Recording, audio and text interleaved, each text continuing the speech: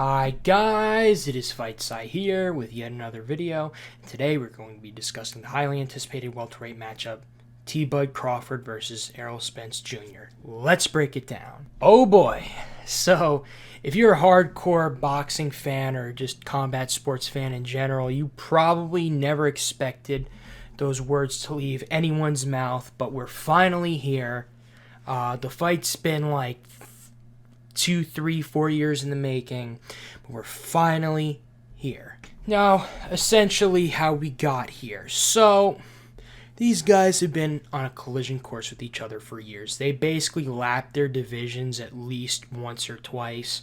They beat every single guy in the top 5, with the exception of a few. Well, they beat everybody in the top 5. There's been new guys that have been coming around, coming into being, coming up. You know, Jaron Ennis, probably considered the third best welterweight in the world behind Spence and Crawford. Then you have Keith Thurman, Virgil Ortiz, and I don't know how to say his name, but Stan Jonas, the Eastern European guy. I'll probably put him on screen right now. But yeah, he's that basically rounds out the welterweight top 5, but number 1 and number 2, I guess, since he's the majority champ, you would put Errol Spence at number 1, and at number 2, you'd have to put Terrence Crawford just because of his resume. The fact that he's a 3-division world champ and undisputed at 140 is just, and has a chance to be the first 2-division undisputed champ in the 4-belt era.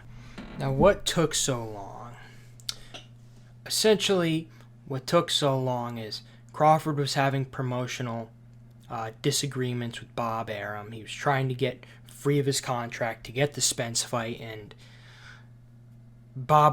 classic Bob Arum, he was trying to keep Crawford hostage because he's making a lot of money with Crawford, but Crawford wanted the real big money fight and wanted undisputed. So between that, constant negotiations, things falling through, delays, what have you. That's why it's taken so long. We should feel glad and appreciative as fight fans, though, that this fight is not happening too late. That what happened with Pacquiao and Mayweather waited Pacquiao out. Took super long for the fight to happen. By the time the fight happened, they were both past their prime, clearly not at their best anymore. And essentially, the fight was terrible. These guys are still both very much in their prime. They're both, if Mayweather was like maybe 40 or like close to 40 when the fight happened, then Crawford is like, now these guys are very much fighting more in their prime.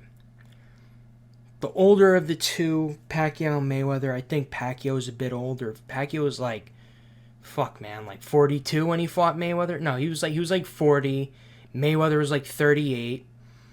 Crawford is 36. So the older of the two of them, Crawford and Spence, Crawford is 4 years younger than Pacquiao, and Spence is 5 years younger than Mayweather was. So definitely these guys are fighting when they're still at their best, or relatively at their best. Now later I'll definitely get into like different scenarios and what I think will happen, etc., etc. But for right now, this is more like the technical breakdown and the background, you know. Final point I wanted to make for the introduction.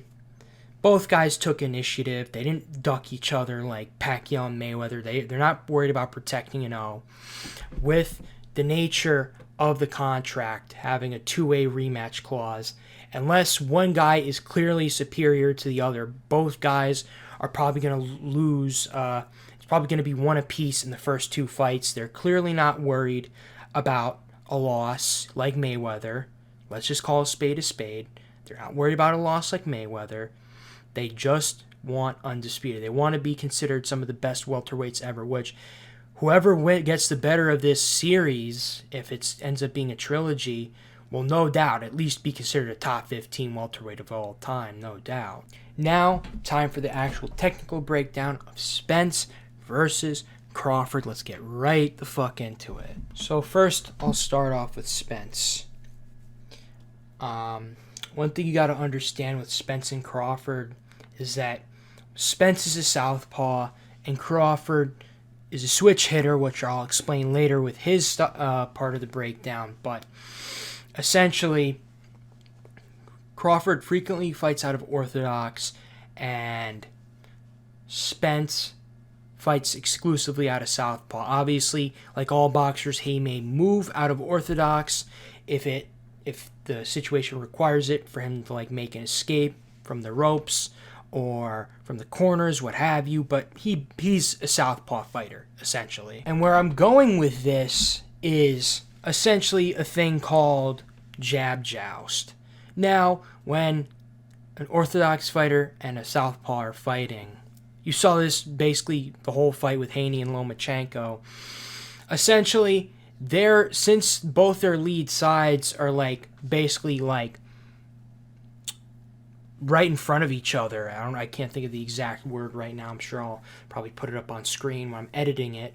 But essentially, your lead hands are kind of running into each other. So you have to get pretty creative out of that opposite stance fight versus a complementary stance, which is the same side forward. Either southpaw versus southpaw, or usually most of the time orthodox versus orthodox.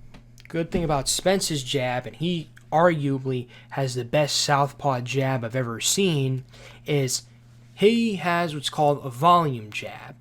Now, essentially what a volume jab is he will non-stop throw it, change up the rhythm on it, change up the trajectory, etc., etc. But what he does is he non-stop throws it. He doesn't care exactly about accuracy. He just cares more about like judging distance as well as keeping his opponent at bay. Even the threat of being hit by a Spence jab is enough to give people pause. He has a shotgun jab. His jab's very, very fundamentally sound. And he's a very big guy. Average welterweight ranges anywhere from like 155 to maybe 160. He's like 160 is high, you know. It's a average welterweight definitely is around, I would say, like maybe 155, 157. He comes into the ring like 165, and he's not very tall for welterweight, so he's a big guy. So even the threat of a jab is enough to scare most people from wanting to get in on the inside and duke it out with Spence, which leads me well into my next. Spence has a terrific inside game and body assault. What do I mean by this?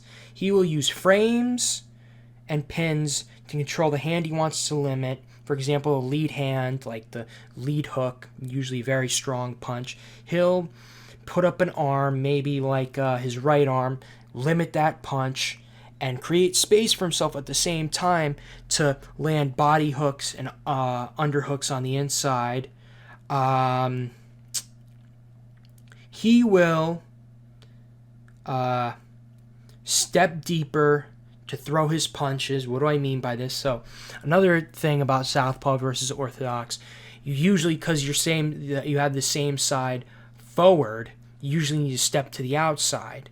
Spence will throw, basically, essentially always step to the inside, which is usually a big no-no between southpaw and orthodox, because not only are you aligning yourself with their power hand, their trailing hand, the right hand, you're also can't properly throw your backhand. Spence kills two birds with one stone because the inside foot position does have one advantage, lines up your jab perfectly.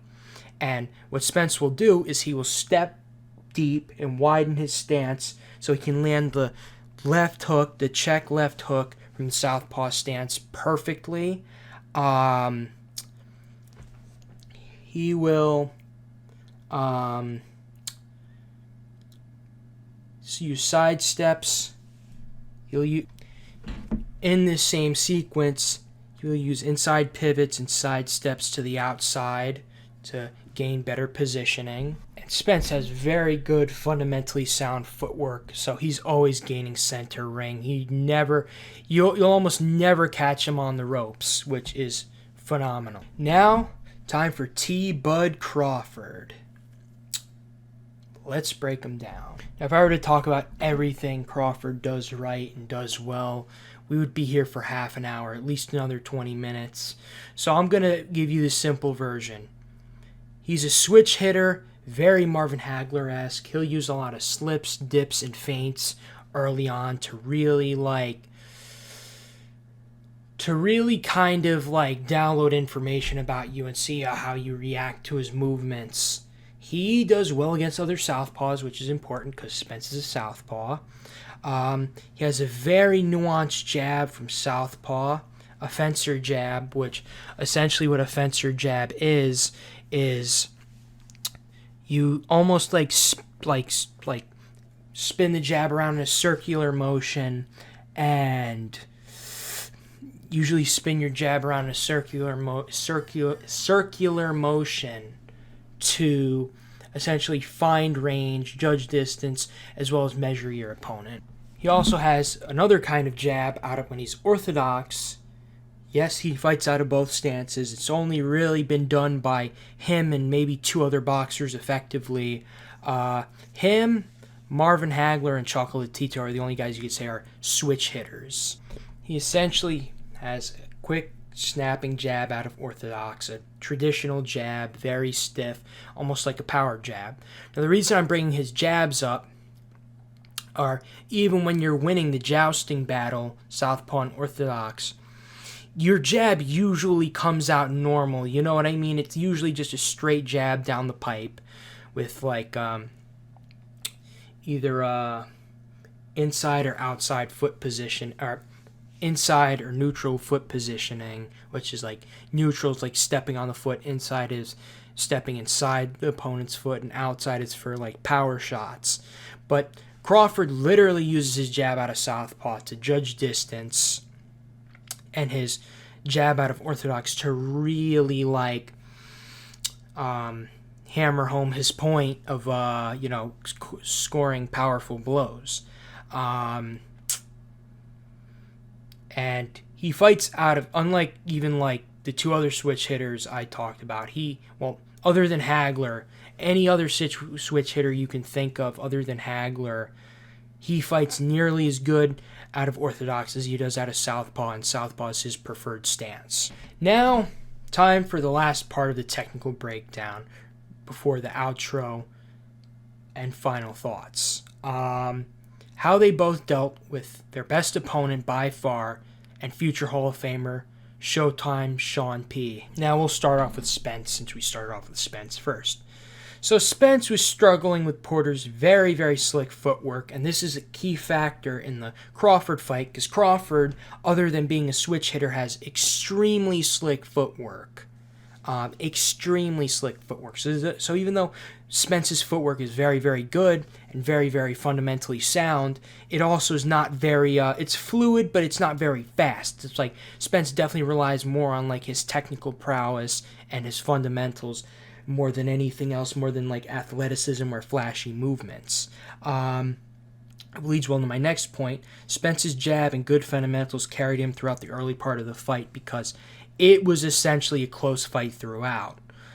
You could argue before the knockdown, you could argue like 95-95 through 10 rounds, like dead even between Spence and Porter. After the knockdown, you could argue like there's a few swing rounds. You could argue like maybe 114-113 for Spence, or 115-112 for Spence. But regardless, very, very nip and tuck fight. Spence's physical controls on the inside and body shots really opened up Porter to really get kind of complacent and get a step or two slower later in the fight, and basically led to him getting knocked down. One move in particular really caught both guys off guard. Spence was doing a little better with it. Like, he was definitely struggling more at first, but Crawford never quite found out this, what I would call spin move. I've seen it a few times, but it's a move that's pretty unique to Sean Porter. Essentially, what Porter's doing is he basically, from the ropes or corner, he uses his footwork / body control to put like one arm around, around the back. He will pivot around and basically spin you onto the ropes and really start lighting you up.